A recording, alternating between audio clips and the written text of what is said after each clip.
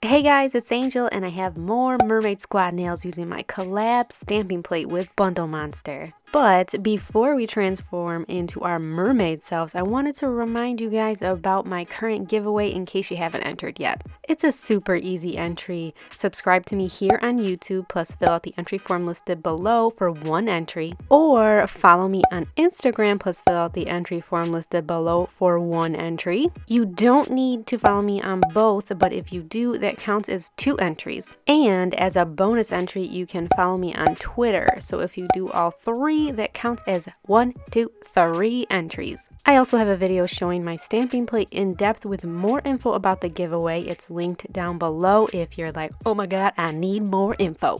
So finally, here are the nails I'll be showing you guys today. I was so excited to do this mani because this mermaid image is what I designed this whole entire collab plate around. Alright, let's get started. For my base coat, I used OPI Natural Nail Base Coat, and then I applied 2 coats of OPI Alpine Snow. You can get OPI and other mainstream brands like China Glaze and Color Club and Orly at hbbeautybar.com, and you can use my code TWISTAR for 15% off. Oh girl, my cuticles are looking real dry right here. To protect my skin from the stamping I'm about to do, I applied Bundle Monster Polypeel Liquid Latex. And then to prep the nail for stamping, I applied 1 coat of Yellow Stopper Base Coat because this gives the nail a tacky surface and it allows you to let the polish dry on the stamper, and then it will still transfer to your nail. Life-changing tip, let me tell ya. And then for the exciting part, time to stamp my favorite little mermaid, and I used my favorite clear stamper from Clear Jelly Stamper. It's linked down below. I didn't want any of the background images to transfer to the nail, so to remove them from the stamper, I just used a piece of Scotch tape. And guys, I can't even tell you how excited I was to stamp her onto my nail. I have been looking forward to this since I began working on this collaboration back in January. It's been that long. I was tempted to sing Part of Your World here, but I didn't want to make your ears bleed.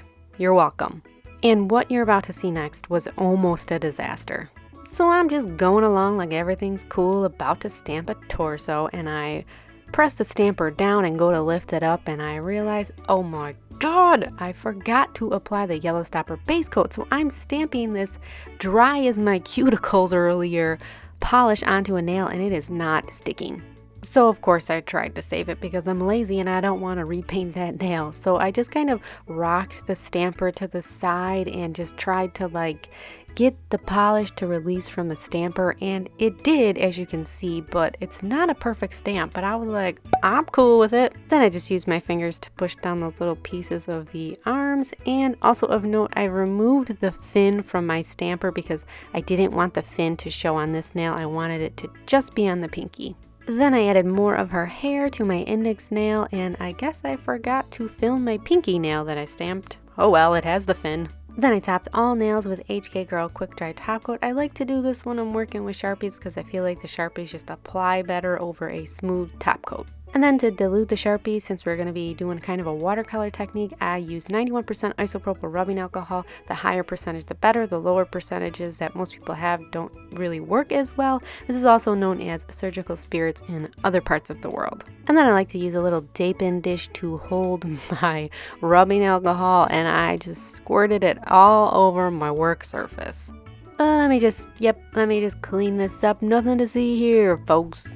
Then I like to take my Sharpie markers and draw onto some tinfoil pieces, and the tinfoil acts as like a paint palette so that you can add the isopropyl rubbing alcohol to it and make a little watercolor solution.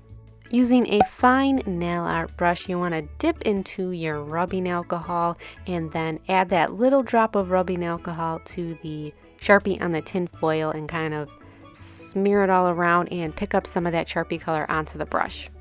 Now that you have the Sharpie on the brush, you can begin painting your adult coloring book mermaids. The alcohol does dry really fast, which ends up being a good and a bad thing. The good thing is then it dries on the nail really fast and you don't have to worry about it smearing. The bad thing is that you have to keep dipping your brush back into the alcohol and redissolving that Sharpie on the tinfoil. But really, it's not that big of a deal because this doesn't take that long. I think this nail only took like maybe 2 minutes to finish. Moving on to the red for the hair, and whoa, you can see this one a lot better on the tinfoil. And then I just used the same technique like I used on her body, dipping the brush into the alcohol, going to the tinfoil with the Sharpie, back and forth, over and over and over again. I try to avoid painting over the black polish as much as possible, especially with this red Sharpie, because the red Sharpie tends to almost give the black stamping like a tint to it. It'll give it like a glowy tint, so don't just paint in the whole area at once. Try to avoid the black stamping as much as you can. Moving on to her torso. For her tail, I used a grass green Sharpie. Again, same technique. This is kind of getting boring now, so I'm just gonna speed this up some. And then for the little mermaid tail belt, I don't even know what you would call that area, I switched to a mint colored Sharpie. And back to more of the peachy colored for her skin. And then onto the famous purple Seashell Bra. It's probably Ariel's second most identifiable feature besides her red hair, and everybody wants to know, Ariel, what is under those shells? And I don't know if you guys know this or not, but flipping your fins, you don't get too far. Legs are required for jumping and dancing. My goal is that some of the people watching this tutorial are confused by what I just said.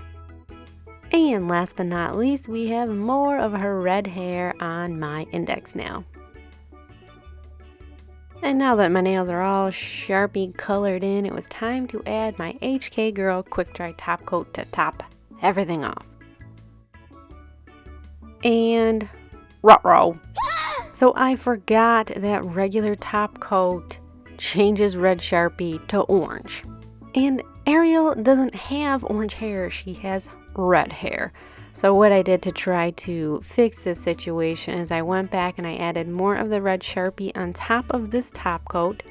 Then I grabbed my water-based top coat, little Onadine, I don't even know how to pronounce it. It's linked down below. And I added that on top of the red Sharpie, and as you can see, it still changed the red Sharpie a little bit in color, but I think it still looks more red than orange. So I don't know, if you guys know how to prevent the red Sharpie from changing colors, let me know. And here are my finished Sharpie mermaid nails using my collaboration plate with Bundle Monster. Like I said earlier, I designed my entire collaboration plate around this image because, let's face it, I can't freehand to save my life, yet I've seen such amazing freehand mermaid nails and I wanted mermaids on my nails too. So this mani is dedicated to all you people that can't freehand. Ha! We're taking back nail art. If you want to see more Sharpie nail art, I have an entire playlist dedicated to Sharpie nails. I will link it down below.